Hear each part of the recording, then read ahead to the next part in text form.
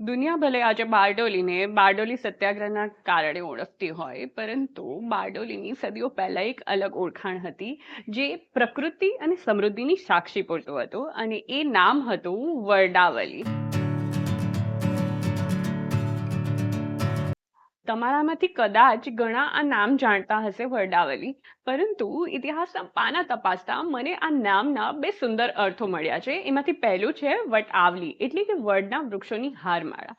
જેમ વડોદરાનું નામ વડના વૃક્ષ પરથી છે, તેમ આ વરડાવલી નામ પણ વટ એટલે કે વડનું વૃક્ષ અને આવલી એટલે વૃક્ષોની હારમાળા તેના પરથી આવ્યું હોય એવું મનાય છે.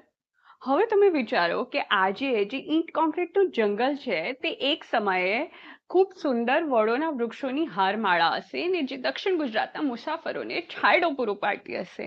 એ કલ્પના જ કેટલી સુંદર લાગે છે, નહીં? બીજો અર્થ છે વર્ધાવલી, એટલે કે સમૃદ્ધિની ભૂમિ. એવું મનાય છે કે આ શબ્દ એ સંસ્કૃત શબ્દ વર્ધ પરથી આવ્યો છે, અથવા તો વર્ધન પરથી આવ્યો છે, અને વર્ધનનો અર્થ થાય છે વધવું અથવા તો સમૃદ્ધ થવું.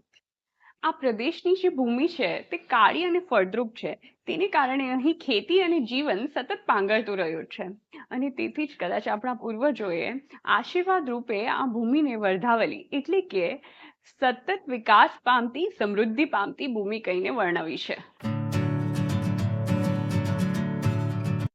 તો આ બારડોલી નામ કેવી રીતે પડ્યું? તો સમય જતાં બોલચાલની ભાષા બદલાય છે, અને ગુજરાતી ઉચ્ચારણોમાં ઘણીવાર બને છે તેમ વ નો બ થઈ ગયો અને વરડાવલી બારડોલી થઈ ગયું. જો કે આધુનિક નામ બારડોલી પાછળ પણ એક રસપ્રદ સામાજિક કારણ એવું આપવામાં આવે છે કે બારડોલી એ સંખ્યા 12 અને ડોલી અથવા તો પોળ એ ગામ કે પ્રવેશ દ્વાર શબ્દનો નિર્દેશ કરે છે. ઐતિહાસિક રીતે આ નગર એ 12 નાના નાના ગામડાઓનો સમૂહ અથવા તો તેનું કેન્દ્ર અથવા તો તેનું મુખ્ય પ્રવેશ દ્વાર બનાતું હતું, અને એ કારણે આ નગરનું નામ બારડોલી પડ્યું. તો હવે જ્યારે તમે બારડોલીમાં ઊભા રહો ત્યારે એટલું ચોક્કસથી યાદ રાખજો કે તમે બે મહાન વારસાના સંગમ પર ઊભા છો.